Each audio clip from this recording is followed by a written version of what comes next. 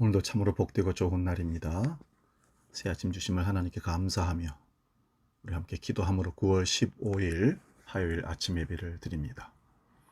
하나님 아버지, 오늘도 우리를 살려주시고 새날을 주시고 하나님을 바라볼 수 있는 귀한 시간을 주셔서 감사합니다.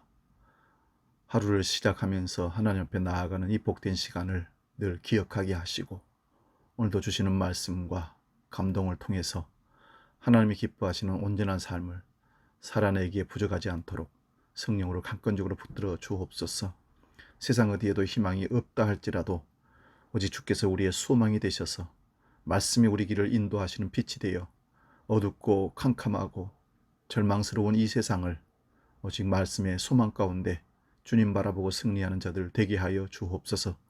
오늘도 우리 가족, 식구들, 자녀들, 생업, 직장, 일터를 축복해 주시고 하나님이 원하시고 기뻐하시는 아름다운 열매를 맺혀가기에 조금 더 부족 없게 하시고 우리 삶의 현실이 힘들고 어려워도 견대하여 참으로 하나님께 영광 돌리는 우리 가정 모든 식구들 되게 하여 주시옵소서. 이제는 사도신경으로 신앙 고백합니다. 나는 전능하신 아버지 하나님, 천지의 창조주를 믿습니다. 나는 그의 유일하신 아들, 우리 주 예수 그리스도를 믿습니다. 그는 성령으로 잉태되어 동정녀 마리아에게서 나시고 본디오 빌라도에게 고난을 받아 십자가에 못 박혀 죽으시고 장사된 지 사흘 만에 죽은 자 가운데서 다시 살아나셨으며 하늘에 오르시어 전능하신 아버지 하나님 우편에 앉아 계시다가 거기로부터 살아있는 자와 죽은 자를 심판하러 오십니다. 나는 성령을 믿으며 거룩한 공교회와 성도의 교제와 죄를 용서받는 것과 몸의 부활과 영생을 믿습니다. 아멘. 오늘도 하나님께서 우리에게 말씀을 주십니다. 신약성경 야고보서 5장 13절에서 20절 말씀 봉독할 때에 살아계신 주님의 음성을 듣기 바랍니다. 신약성경 376면에 있습니다. 야고보서 5장 13절에서 20절 말씀 봉독합니다. 너희 중에 고난당한 자가 있느냐? 그는 기도할 것이요. 즐거워하는 자가 있느냐? 그는 찬송할지니라. 너희 중에 병든 자가 있느냐? 그는 교회의 장로들을 청할 것이요. 그들은 주의 이름으로 기름을 바르며 그를 위하여 기도할지니라. 믿음의 기도는 병든 자를 구원하리니 주께서 그를 일으키시리라. 혹시 죄를 범하였을지라도 사하심을 받으리라. 그러므로 너희 죄를 서로 고백하며 병 낫기를 위하여 서로 기도하라. 의인의 간구는 역사하는 힘이 큼이니라. 엘리야는 우리와 성정이 같은 사람이로되 그가 비가 오지 않기를 간절히 기도한즉 3년 6개월 동안 땅에 비가 오지 아니하고 다시 기도하니 하늘이 비를 주고 땅이 열매를 맺었느니라. 내 형제들아, 너희 중에 미혹되어 진리를 떠난 자를 누가 돌아서게 하면 너희가 알 것은 죄인을 미혹된 길에서 돌아서게 하는 자가 그의 영혼을 사망에서 구원할 것이며 허다한 죄를 덮을 것임이니라. 아멘. 오늘도 봉독한 말씀으로 이와 같은 때에 이런 제목으로 말씀을 상고하고 피차 은혜를 나누고자 합니다. 이와 같은 때에 여러분, 열심히 있는 것은 참 좋은 것이지만 그 열심이 바른 지식과 결합하지 아니하면 파괴적인 결과를 내게 마련입니다. 바울도 사울이었을 적에 예수님을 모르고 살았을 적에 유대인의 열심으로 예수님을 증거하고 그리스도인을 핍박하며 죽이는 데 열정을 내었던 사람입니다. 이렇게 엄청난 과오를 저지르게 된 겁니다. 그래서 평생을 두고 바울사들은 자기 자신을 죄인 중에 괴수라고, 내가 가장 예수 그리스도를 핍박을 많이 했던 사람이라고, 하나님의 일을 방해하고 죄를 지었던 사람이라고 바울은 고백합니다. 그런 바울이 예수님을 만나고 난 후에 로마서 10장 2절에서 3절에 이렇게 말씀합니다. 내가 증언하노니 그들이 하나님께 열심히 있으나 올바른 지식을 따른 것이 아니니라. 하나님의 의를 모르고 자기 의를 세우려고 함써 하나님의 의에 복종하지 아니하였느니라 고백합니다. 이 말씀은 율법을 지키며 살았던 유대인의 삶에서 하나님의 열심을 내었지만 결국은 하나님을 모르고 자기의 율법을 지키는 자기의 공로를 세우려고 애썼던 사람이라고 하면서 다시 말하면 하나님 앞에 가증스러운 죄인이었던 것을 고백합니다. 삶은 언제나 고단하지만 우리가 이 세상에 있다는 사실을 알고 생각할수록 참 놀랍습니다. 히브리인은 한 시를 통해서 이렇게 고백합니다. 시편 139편 14절. 내가 은밀한 데서 지음을 받고 땅의 깊은 곳에서 기이하게 지음을 받은 때에 나의 형체가 주의 앞에 숨겨지지 못하였나이다. 이 구절을 옛날 성경 개역 한글판으로 읽어보면 내가 주께 감사하오면 나를 지으심에 신묘막측하심이라. 주의 행사가 기이함을 내 영혼이 잘 아나이다. 이렇게 번역해 놓고 있습니다. 여기 신묘막측이라는 단어가 어려운 말인데 우리 심정을 잘 드러내는 그런 단어이기도 합니다. 신비롭고 기묘해서 하나님의 뜻을 헤아릴 수 없다는 뜻입니다. 남들이 보기에는 어떨지 몰라도 우리는 하나의 신비입니다. 우리 같은 죄인이 동방의 그 작은 나라의 변방에 있는 대한민국이 예수 그리스도를 믿고 하나님의 자녀가 되는 축복을 누린 것은 신묘막측할 일입니다. 기적이라는 것입니다. 태어나고 성장하고 쇠퇴해가고 늙어가고 죽는 것은 인생의 사계절이라고 말합니다. 전도서 3장 11절에는 하나님은 모든 것이 제때에 알맞게 일어나도록 만드셨다 고백합니다. 성공과 실패, 자부심과 부끄러움, 희망과 절망, 어느 것 하나 우리 인생이 아닌 것이 없습니다. 지금 세계적으로 뜨고 있는 아이돌 가수 방탄소년단 아시죠? BTS. 그 리더인 RM 김남준 군이 언젠가 UN 아동기금 캠페인 행사에 나아가서 자기가 걸어온 나라들을 돌아보면서 이제는 자신을 온 힘을 다해 끌어안고 조금씩 사랑해 보려고 한다 하면서 이렇게 고백합니다. 어제 실수했더라도 어제의 나도 나이고 오늘에 부족하고 실수하는 나도 나입니다. 내일에 좀 더 현명해질 수 있는 나도 나일 것입니다. 이런 내 실수와 잘못들 모두 나이며 내 삶의 별자리에 가장 밝은 별무리입니다. 저는 오늘의 나이든 어제의 나이든 앞으로 되고 싶은 나이든 제 자신을 사랑하게 되었습니다. 25살 청년의 마음속에 그 깊은 삶의 지혜가 담겨 있는 듯합니다. 남과 비교하며 열등감에 사로잡혀 살기보다는 비록 조촐할 망정 자기 삶을 아끼고 사랑하는 것이 잘 사는 것입니다. 오늘 본문은 하나님을 믿는 사람들이 어떤 태도로 세상을 살아가야 하는지를 보여줍니다. 야고보서 기자는 지금 고난을 받는 사람은 기도하라고 권고합니다. 여기서 말하는 고난은 삶에서 겪는 이런저런 인생의 시련이라기보다는 믿음을 지키기 위해서 겪어야 하는 고통을 가리키는 겁니다. 먹고 살기 위한 고난이 아니라 하나님을 향한 믿음을 지켜나가는 것이 고통이고 고난이었던 것입니다. 왜냐하면 핍박이 너무 심했거든요. 고난 속에서 기도해야 하는 까닭은 그런 상황이 해결되기를 바라서이기도 하지만 그 상황이 우리에게 주어진 뜻을 하나님 이런 상황을 주신 이유가 무엇입니까? 그 뜻을 깨닫고 그것을 하나님의 영광을 드러내는 계기로 삼기 위함입니다. 기도는 이런저런 충격으로 조각난 우리 마음을 하나님께 바치는 일인 동시에 그 상처를 영광의 흔적으로 바꾸는 일입니다. 야고보는 지금 병든 사람들은 교회 장로들을 청하라고 권고합니다. 초대받은 장로들은 주의 이름으로 그에게 기름을 바르고 그를 위하여 기도해야 합니다.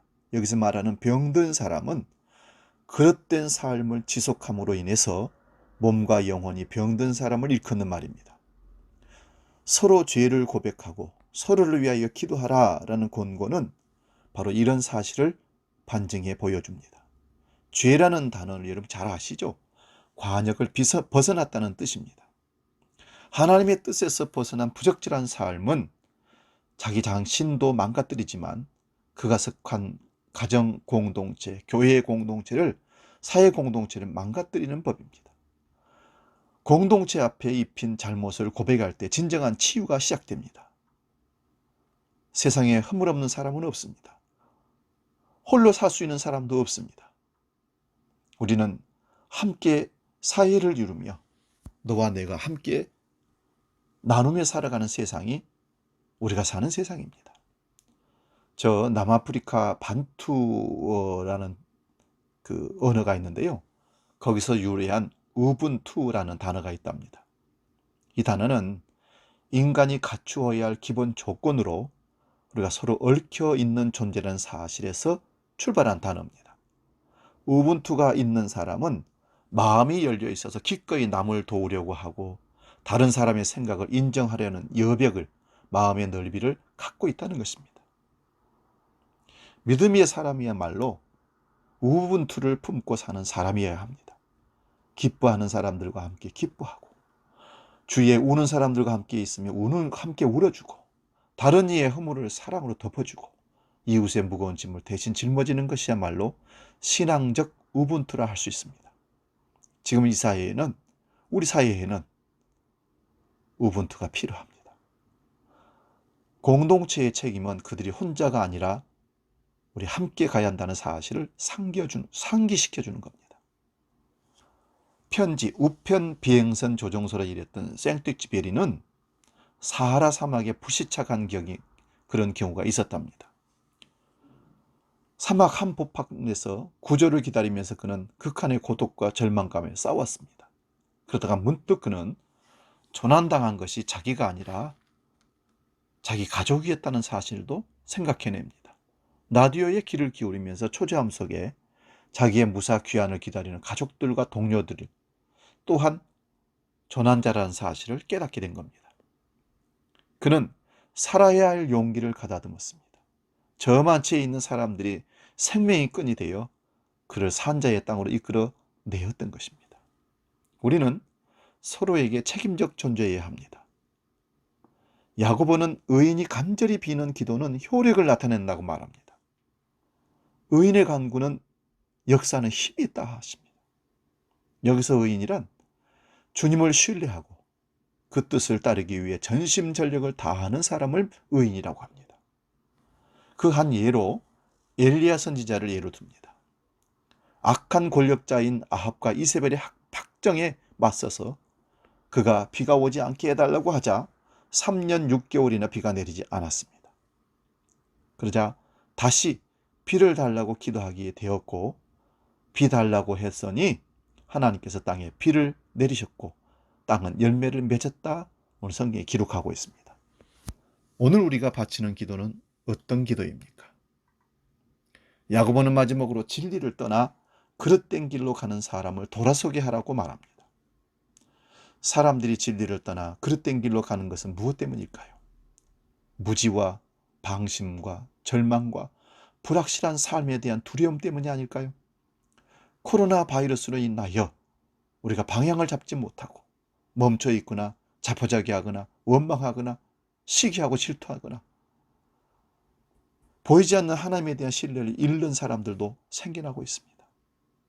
스스로 사유하는 능력을 잃어버린 사람들은 악한 종교인들의 먹이가 됩니다. 사탄 마귀의 먹이가 됩니다. 사신 우상들에게 넘어갈 수도 있습니다. 유혹과 지혜는 소리 없이 쌓이는 먼지처럼 천천히 그러나 확고하게 우리 영혼을 거미줄처럼 동여맵니다. 그래서 옴짝달싹도 못하게 만듭니다. 그리고 세상과 타협하는 일이 계속 잦아지면서 우리 양심은 예민함을 잃어버립니다.